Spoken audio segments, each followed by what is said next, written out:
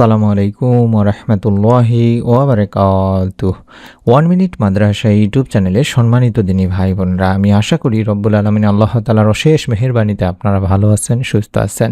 আলহামদুলিল্লাহ। প্রিয় ভাই বোনেরা, আপনার কি এমন কোনো আশা আছে যেটা অনেক দিন ধরে বুকে চেপে রেখেছেন, চেষ্টা করছেন, দোয়া করছেন, কিন্তু মনে হচ্ছে কিছুই হচ্ছে না?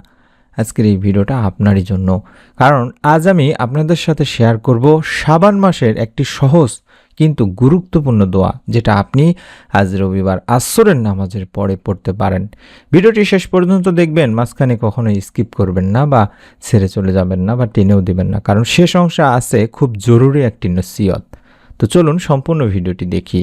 তিনি ভাই বোনেরা, শাবান মাস হলো রমজানের প্রস্তুতির একটি মাস। নবী করিম সাল্লাল্লাহু আলাইহি ওয়াসাল্লাম এই মাসে বেশি বেশি নফল ইবাদত করতেন। হাদিসে এসেছে এই মাসে মানুষের আমল আল্লাহ তাআলার কাছে পেশ করা হয়। তাই শাবান মাসে দোয়া, ইস্তেগফার ও দরুদ এই আমলগুলো গুরুত্ব সবচাইতে বেশি। তবে মনে রাখবেন, আমরা সহি ও সহজ আমলেই সীমাবদ্ধ থাকব। প্রথমে আমরা দোয়া করব, তারপরে ইস্তেগফার, তারপরে দরুদ পড়ব। তাহলে আমি আপনাদেরকে প্রথমেই দরুদের আমলটি শিখিয়ে দিই। আপনারা চাইলে যখনই আমলটি করবেন, আসরের পরে করতে হবে এমন না, আপনি যখনই ভিডিওটি দেখছেন তখনই নিয়ত করে আমলটি করার চেষ্টা করবেন। তবে নিয়মটি হচ্ছে আগে দরুদ পড়তে হবে। আল্লাহুম্মা সাল্লি আলা মুহাম্মাদিন ওয়া আলা আলি মুহাম্মাদ, আল্লাহুম্মা সাল্লি আলা মুহাম্মাদিন ওয়া আলা আলি মুহাম্মাদ, এই দরুদটি আপনাকে পড়তে হবে। কতবার পড়বেন, কিভাবে পড়বেন, নিয়ম সহকারে আমি ভিডিওতে লিখে দেখাই দেব ইনশাআল্লাহ। এই দরুদটি সংগ্রহ করে নিন। এই দরুদটি আপনাকে যখনই আপনি আমলটি করবেন, প্রথমে মনে মনে নিয়ত করবেন, তারপরে এই দরুদের আমলটি করতে হবে।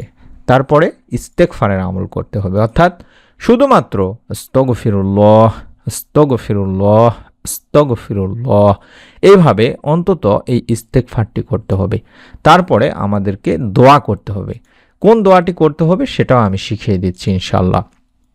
আমরা মানুষ আশা আকাঙ্ক্ষা নিয়েই বাঁচি দিনী ভাই বোনেরা। আমরা আমাদের মনের যে সমস্ত আশা আকাঙ্ক্ষাগুলো আছে সেগুলো পূরণ করার জন্য অনেক চেষ্টা করে থাকি নিজেদের সাধ্য অনুযায়ী, যার যতটুকু সামর্থ্য আছে ততটুকুর মাধ্যমে। তবে অনেক মানুষ আছেন যারা মনের নেক আশা পূরণের জন্য সমস্ত চেষ্টা করার পরেও মনের আশা পূরণ হয় না। তারা আল্লাহ তাআলার শরণাপন্ন হন, হাদিসে কোরআনে কিভাবে আমল করলে মনে নেক আশা পূরণ হয় সেগুলো জানতে চান।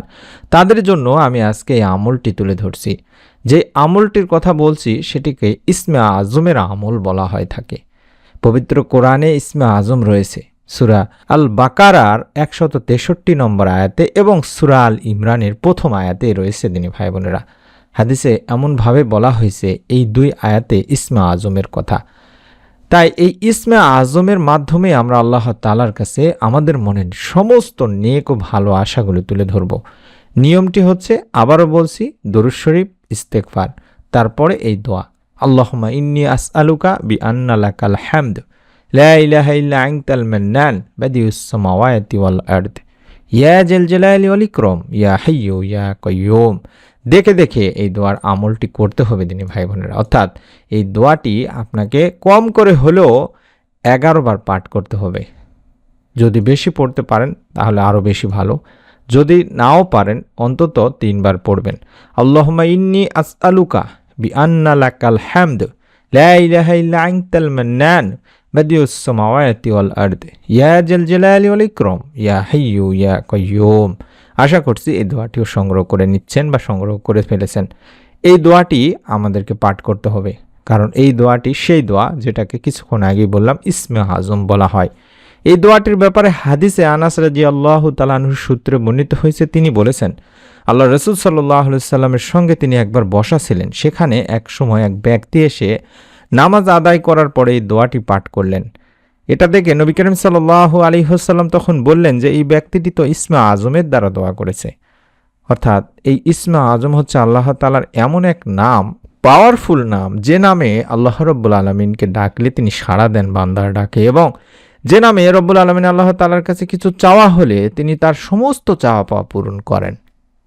সুবহানাল্লাহ। এটি আবু দাউদ শরীফের একটি হাদিস। তাহলে আমরা বুঝতে পারলাম যে ইসমে আজমের মাধ্যমে দোয়া করলে রব্বুল আলামিন দোয়া কবুল করে থাকেন। আর রবিবার আসরের পর যদি সম্ভব হয় এই সময়টাকেই বেছে নেওয়ার চেষ্টা করবেন। তাছাড়া যেটা বললাম, যখন সময় পাবেন, যখনই ভিডিওটি দেখছেন কিংবা যেই সময়ে আপনি ফ্রি থাকবেন সেই সময় নিয়ত করে আমলটি করবেন। তবে আসরের পর সময়টা এমন একটা সময় যখন দিন শেষের দিকে আসে, মানুষ ক্লান্ত থাকে, তার অন্তরটা নরম থাকে। এই সময় দোয়া করলে মনোযোগ ভালো হয় এবং আল্লাহর কাছে মন খুলে বলা যায়।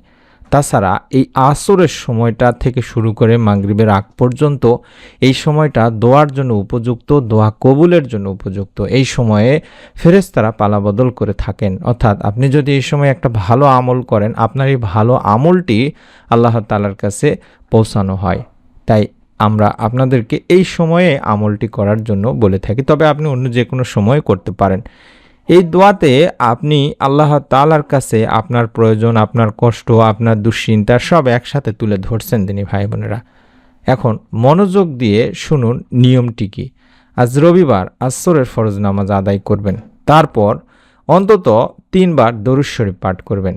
যে দরুদটি প্রথমেই বলেছিলাম, আল্লাহুম্মা সাল্লি আলা মুহাম্মাদিন ওয়া আলা আলি মুহাম্মাদ, আল্লাহুম্মা সাল্লি আলা মুহাম্মাদিন ওয়া আলা আলি মুহাম্মাদ, আল্লাহুম্মা সাল্লি আলা মুহাম্মাদিন ওয়া আলা আলি মুহাম্মাদ। 3 বার পাঠ করলেন, তারপরে 11 বার দোয়াটি পাঠ করবেন। অর্থাৎ আল্লাহুম্মা ইন্নী আসআলুকা বিআন্না লাকাল হামদ লা ইলাহা ইল্লা আনতাল মান্নান বাদিউস সামাওয়াতি ওয়াল আরদ ইয়া জাল জালালি ওয়াল ইকরাম ইয়া হাইয়্যু ইয়া কাইয়্যুম। এভাবে অন্তত 11 বার পড়ার চেষ্টা করবেন। যদি না পারেন তাহলে 3 বার পাঠ করবেন এবং 3 বার আস্তাগফিরুল্লাহ আস্তাগফিরুল্লাহ আস্তাগফিরুল্লাহ পাঠ করে দুখানা হাত তুলবেন। শেষে আপনি আবারও 3 বার দরুদ শরীফ পড়তে পারেন। পড়ার পরে আপনি দুইখানা হাত তুলে নিজের ভাষায় আল্লাহকে বলবেন যে, হে আল্লাহ, আমি তো দুর্বল, হে আল্লাহ, আমার এই কষ্টটা আপনি জানেন, হে আল্লাহ, আপনি ছাড়া আমার আর কেউ নেই। কাঁদতে পারলে কাঁদবেন, না পারলেও মন থেকে চাইবেন, কারণ আল্লাহ হৃদয়ের কথা শোনেন। এই দোয়াটা পড়বেন।